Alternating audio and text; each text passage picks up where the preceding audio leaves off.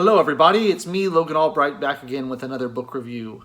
And today I'm talking about the classic, the epic, the amazing History of the Kings of Britain by Geoffrey of Monmouth. And I have it here in this lovely hardcover Folio Society edition with a slipcase, which I don't have on camera. Very nice edition. And I wanted to read this for a long time. I had heard about it, and I finally got around to it. It's one of those kind of what is called pseudo-histories. It was written as a historical text at the time, but as we have advanced in our knowledge, we have learned that it basically has no historical content in it whatsoever, except for very tenuous links to some things that actually happened. It's all legends and kind of myths and things that are made up. But it's nevertheless very entertaining. I actually really like these kind of books. I like these sort of ancient history books. I previously had read Herodotus's The Histories, which is considerably earlier, but very entertaining Greek history book, one of the first history books ever written, where the author travels around Europe and basically just kind of records the stories that people tell him, which are mostly not true, but they're entertaining anyway. And I like pseudo-history better than regular history because it tends to have a lot more dragons and giants and things like that in it, which is fun. We don't get so many of those in regular history texts. So let's get into the history of the Kings of Britain. This was written in 1136 AD by Geoffrey of Monmouth. He describes it as a translation from an earlier manuscript in the British language. It's kind of unclear what he means by the British language. I kind of did some research, and I think he's talking about Old Brythonic, but it's hard to know. But anyway, it's not true anyway. He wrote the thing in Latin. It appears to be his creation, drawing from sources such as the Venerable Bede's Ecclesiastical History of England. And some other unknown sources and things that he just appears to have made up on his own, or maybe just local kind of oral traditions. Who knows? About half the book is devoted to kind of the origins and founding of Britain and some of the early kings, and the second half is pretty much devoted to Arthurian legends, the coming of King Arthur. And that's interesting. I'll get to that in a second, but let's start with the beginning. The story of the founding of Britain is, as told by Geoffrey, is that it was founded by this man named Brutus from Troy. After Troy fell in the Trojan Wars, Brutus, who was a descendant of Aeneas, came over to Britain to settle after being told by an oracle to do so. And apparently the name Britain comes from the name Brutus, although I don't think it really does, but according to the text, that's where it comes from. So Brutus kicks out all the giants that lived in Britain, lives here, and there's a history of annals of the kings. And what I like about this kind of writing is that he just throws things out there that need further explanation, but he doesn't give any further explanation. He just acts like it's normal. For example, he talks about one of the kings and he says, during his king's reign, it rained blood for 3 years. And that was weird. And then he just moves on. I'm like, well, wait a minute. Why did it rain blood for 3 years? Where did the blood come from? How did that happen? No explanation. Just says rain blood for 3 days and it's gone. I love that kind of stuff. I think it's so funny. It's this unintentional comedy of this kind of writing. There's another section where a sea monster comes on shore and destroys all the villages on the coast, and the king goes to battle with the sea monster, and the sea monster eats him. And you're like, well, where did that come from? What's the origin of that legend?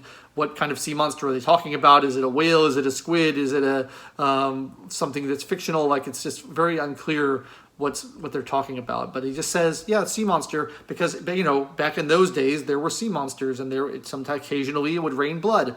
That's just the way things were back in olden times.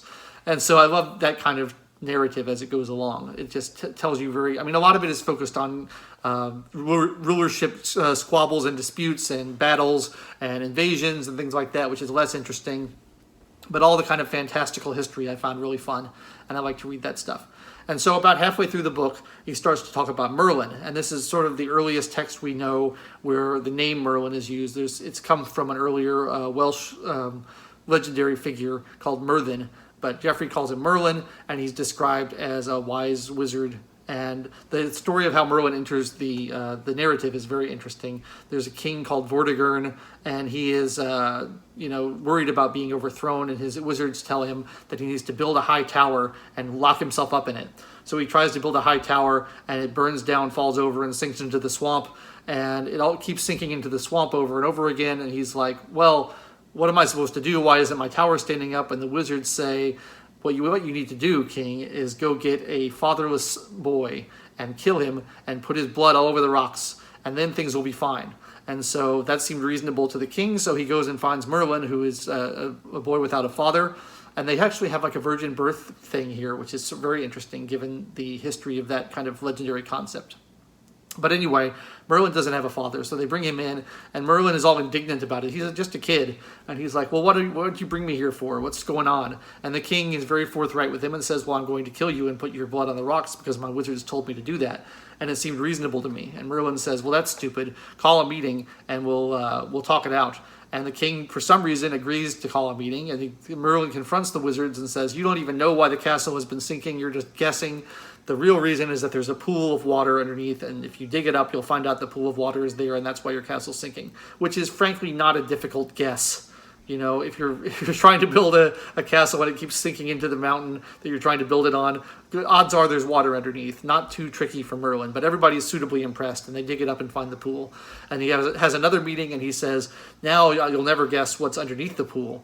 And they can't guess, and he says, well, it's 2 hollowed out stones in which live 2 dragons that are sleeping, which is a much better guess than the water one. You know, clearly this actually took some doing to come up with this, because you're not just going to randomly predict dragons in stones. So sure enough, they dig up the pool, and there's 2 sleeping dragons, and Merlin proceeds to give these long series of prophecies about the dragons, and the dragons are used as symbolism to represent England and England's enemies. And it's this very cryptic sort of set of prophecies, which I found pretty funny because it reminds me of like Nostradamus. It's impossible to interpret, but that's how Merlin got his reputation. And Merlin predicted the kingship of Uther Pendragon, who is Arthur's father, and he became a wise man in a wizard in that king's court, and he helped him bring Stonehenge over from Ireland and erect it as sort of a burial mound, which is not how that actually happened. But anyway, that's the story of Merlin. And then Merlin drops out of it, which is odd because you associate Merlin with Arthur, but Merlin and Arthur don't share any screen time at all. As soon as Arthur's born, Merlin's gone. You don't hear about him anymore. And you hear about Arthur instead. And Arthur is like depicted as this bloodthirsty, medieval warlord. It's weird. We think of him now as being this very noble and honorable king. You don't hear about most of the things we associate with Arthur in this story. You don't hear about Camelot. You don't hear about the Knights of the Round Table. You don't hear about Lancelot. You don't hear about the Lady of the Lake. You don't hear about his sword Excalibur, although his sword is called Caliburn, which I assume is etymologically related. But he doesn't get it from the Lady in the Lake. So all those kind of myths you really don't hear about. Instead, he goes around and just kills people for no reason. He kills everybody in Scotland, and then he kills everybody in Ireland, and then he goes over to Europe and kills everybody there. And people start to get kind of annoyed with Arthur for being so bloodthirsty. And there's a whole thing about his reign of terror, essentially. It's really kind of surprising how violent it is. And anyway, you hear the whole story of Arthur, and that's sort of where the book ends. Arthur dies off, and it goes on a little bit further about what happens after Arthur's death, but it's not in detail.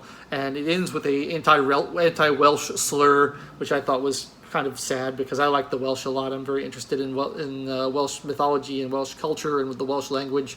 I love the Welsh, so I was sad to hear that this book ended in an anti-Welsh slur. He claims that the original indigenous people of Britain became barbaric and degenerate, and they were conquered by the Anglo-Saxons, and the Anglo-Saxons were the smart ones and the good ones, and they called the barbarians who lived there the Welsh. And so that's like the last line in the book is, oh yeah, those barbaric, horrible people who used to live there, they're the Welsh.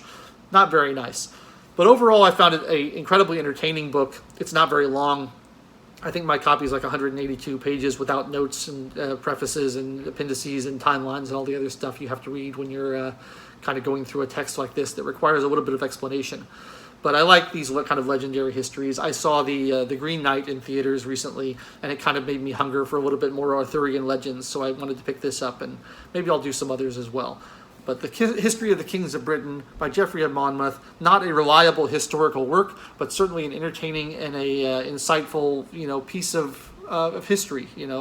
People who were trying to write down history to the best of their ability back then and not succeeding very much. But we learn a lot about the culture they come from by reading these sort of histories.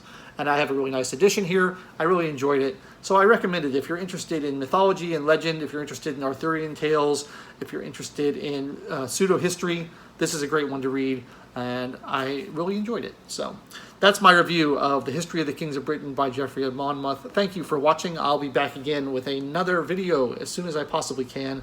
And I hope you will leave me comments, tell me what you thought about this book, recommend other books I should read, and I hope you'll like the video, give it a thumbs up, subscribe to the channel, click the bell for notifications. Don't forget to pre-order my forthcoming work. I know I say this every video, but not everybody watches every video. So pre-order my forthcoming work, Conform or Be Cast Out, The Literal Demonization of Nonconformists. The link for that is in the description, available for pre-order at Amazon now. I would really appreciate that. And I will catch you next time. Take it easy.